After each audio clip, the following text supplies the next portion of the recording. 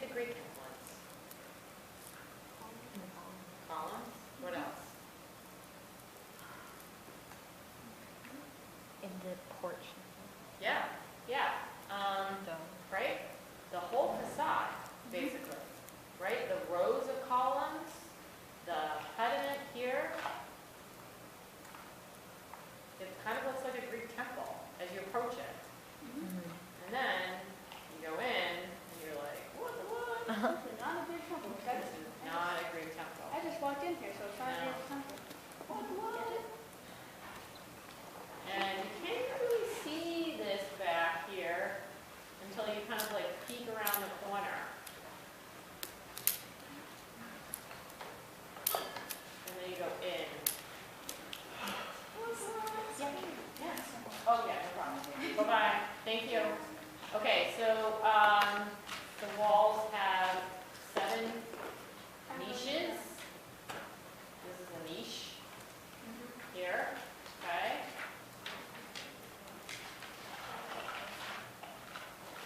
Got these square kind of panels here, and this big oval round room. Okay, here's something that's so cool and also outrageous. The height equals the width. Oh. So here's the thing. Yes, this is the coolest thing about this building. Okay? You can put a circle this way and this way. The same circle. Okay, so we're gonna get to a slide that kind of illustrates that, because I think that's hard to kind of imagine. Yeah, good. Okay, and so then you have this big giant cupola up here, oculus, all right, this opening.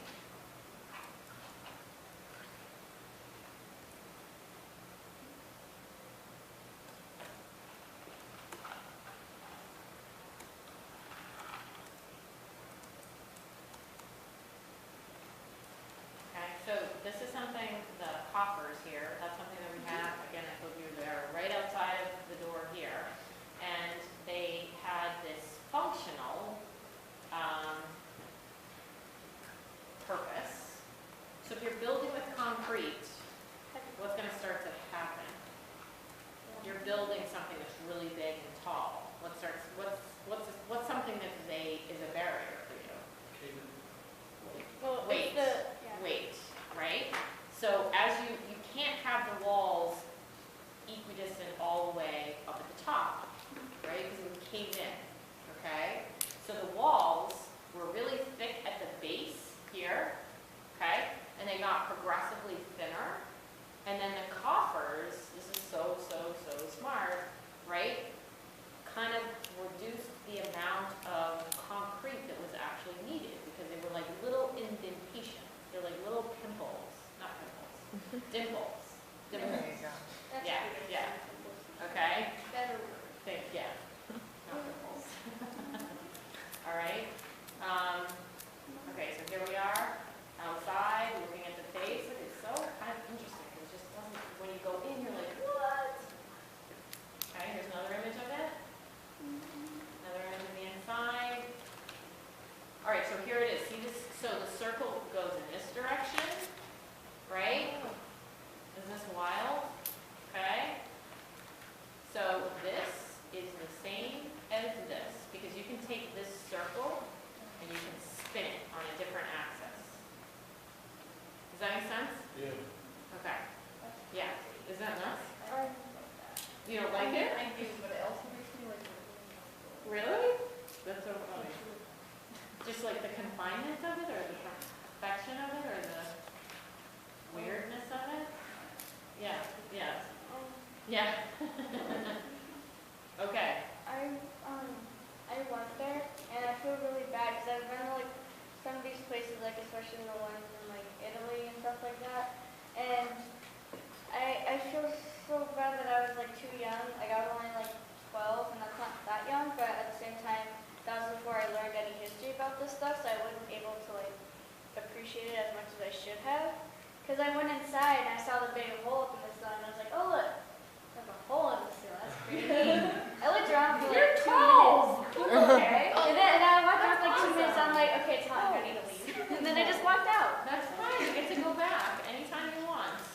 I You mean, know, well, it's more afternoon, but, you know.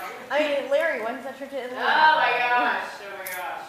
But we gotta go, it's so nice though. It is spectacular. It's just overwhelming. It's just like Yeah. completely overwhelming. I don't know how else to describe it. It's true.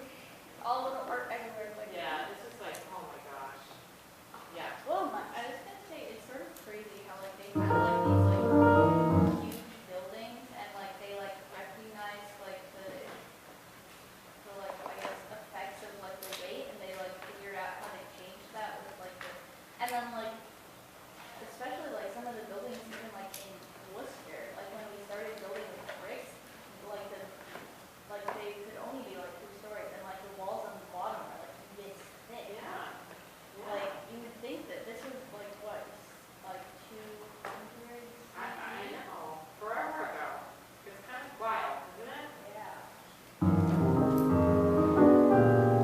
We're standing in the piazza, the square in front of the Pantheon. This is the best preserved ancient Roman monument, and yet look at the sense of age, look at the weathering, look at the way in which its history is revealed through its surface. It's been attacked, its original bronze fittings have been ripped off. Look at the numerous holes, for instance, in the pediment that tell of all of the different purposes that this building has been put to. Originally a temple to the gods, then sanctified and made into a church. Now, of course, it's also a major tourist attraction. This is a building that has had just a tremendously complex history, and you can see it all over its surface. We're seeing it very differently than anyone in antiquity would have seen it. In fact, we're standing many feet higher than we would have been in the ancient world. Rome accumulated elevation from the debris of history.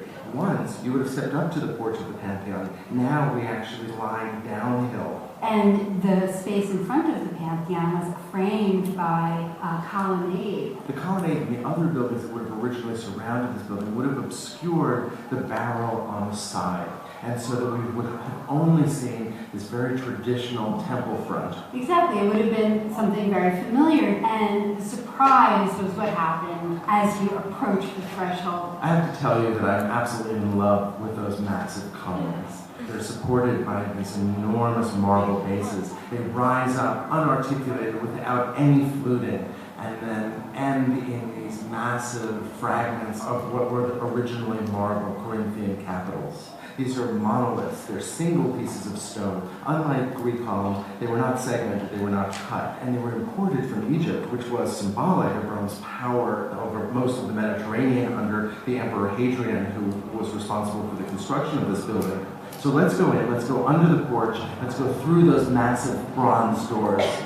We just walked in under the strictly rectilinear porch, and then the space opens up. Opens up into this vast circular space. The width of the building and the height of the building completely fills my field of vision. And it is, in a sense, an expression of the limits of my sight. Unlike a basilica, this is a radial building. That is to say that it has a central point and radiates outward from that central point. But what's fascinating about this building is it's not a traditional radial structure in that the point would be on the floor. The central point, its focus, is midway between the floor and the ceiling and midway between its walls. It is large enough and geometrically perfect enough to accommodate a perfect sphere. And as soon as you walk in, you notice that there's a kind of obsession with circles, with rectangles, with squares, with those kinds of perfect geometrical shapes. This is a structure that is concerned with the ideal geometries, but it also locates our place within those geometries.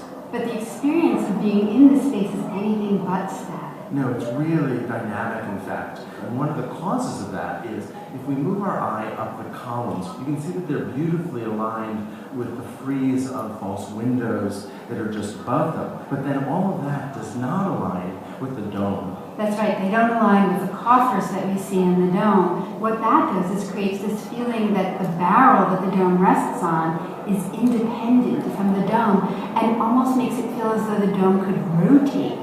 That complex visual relationship between the dome and the decorative structures in the barrel remind us But this actual structural system here is dependent on concrete and not these decorative columns that we see on the interior. Exactly. There's thick barrel of concrete that supports the dome. Because the dome pushes down and out, Roman architects had to think about how to support the weight and pressure of the dome. And one of the things that's doing that are the thick concrete walls of the barrel. You know, the Romans had really perfected concrete. And this is one of the buildings that shows what was possible. This is shaping space because concrete could be continuous. It could be built upward continuously with wooden forms, which would then be removed and could then open this space up in a way that post and lintel architecture never could. So concrete could be laid onto a wooden support or mold and could be shaped in a way that you can't do with post and lintel architecture.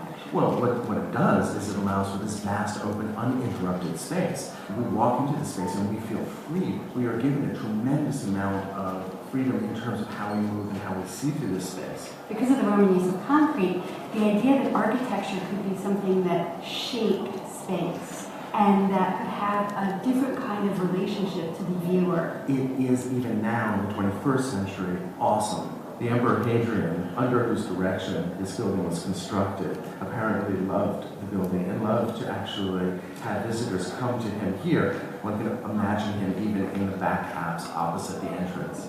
The Pantheon originally contained sculptures of the gods, of the deified emperors, we think. It really was about the divine. It was about the earthly sphere meeting the heavenly sphere. And also in some way about human perception. Look how rich the surface is. And there would have been much more in antiquity when the coffers probably had gilded rosettes. As we look at the drum, we see colored marble, we see purples and oranges and blues. Remember, these marbles are taken from around the Roman Empire. So this is really an expression of Hadrian's wealth and Hadrian's power. This is the empire being able to reach across the globe to draw in these precious materials. Perhaps the most exciting part of this space is the oculus, because it almost seems to defy reason. How could there be a home in the center of that dome? It doesn't make sense. Well, it's the only light that comes into this space, with the exception of some light wells in some of the recessed areas, and of course the grille just above the door and the door itself. There is one great window, and my students for years have asked, is there glass? And of course the answer is no. When it rains, the floor gets wet. The perfect circle of that oculus, the perfect circle of the dome. The oculus is critical in the issues that you had raised before. This is a building that in some way is a reflection of the movement of the heavens. And what happens is light moves into this space from the sun. It projects often a very sharp circle on the dome and moves across the floor of the building as the sun moves across the sky, and then eventually creeps up the other side of the dome. And so this entire building functions in some ways almost like a sundial. It makes visible the movements of the heavens and makes them manifest here on earth. We've been talking about this building as a great monument of the ancient world, but it was admired and copied in the Renaissance, and in fact is perhaps the most influential building in architecture in the Renaissance and in the modern era. I mean, think about all of the different architects that have referenced this building. I'm looking down at the floors and the geometry that you spoke of, the circles and the squares, and I'm thinking about the pavement in front of the Guggenheim Museum on Fifth Avenue in New York. Actually, once you know the Pantheon, you begin to see copies of it and pieces of it everywhere. It's true, the dome especially is perhaps the most copied element, especially with the oculus. You can see that, for instance, in the National Gallery in Washington. You can see it in almost every neoclassical building in Europe and North America. But before we leave, I'd love to go and pay homage to Raphael, who's buried just over there. Just end it right there. Yeah, okay, right there. I'd like to go see it. All right, let's do a stand up and stretch. No, I'm good. But that was awesome. Oh, are we doing a quiz? Oh, we're playing Kahoot? Oh, I Yeah, love stand up Kahoot. and stretch, okay? Up. All right, let's make like my car riding.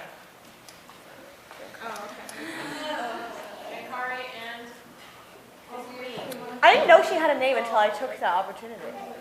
Why didn't you tell me she had a name?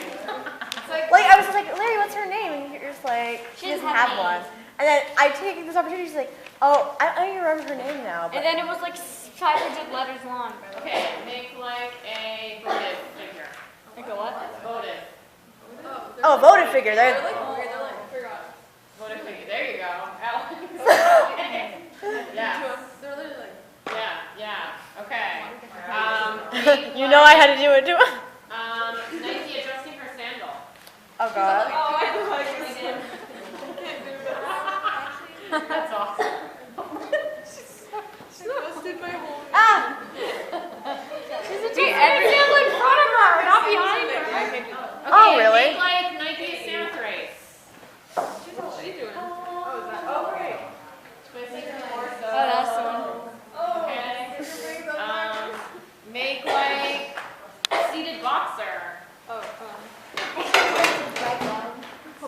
So sad. It's really me. Okay. My parents when they see me, I said, Yes. Good. Okay. Make like seated scribe. I can't touch my legs right now. I hurt my knee earlier. Oh, he's not even holding anything. He's just supposed to be. Good. Yeah. All right. Okay. Awesome. Okay. We're gonna play some cahoots. Oh my God. Hello, Isaac. What do you think you're doing? Hello. Huh. Wait, Kahoot is multiple choice, right? Yes. You did do nice for Kahoot. Okay, so basically we did the architecture, all right? And on Tuesday, we're going to pick up with sculpture, okay? So basically just Greek copies. Yeah. Wow. Well, we're going to look at the differences. There's what they call verism. So all of a sudden now we're seeing like venerable old men, wrinkled, thoughtful brows, and actually exaggerated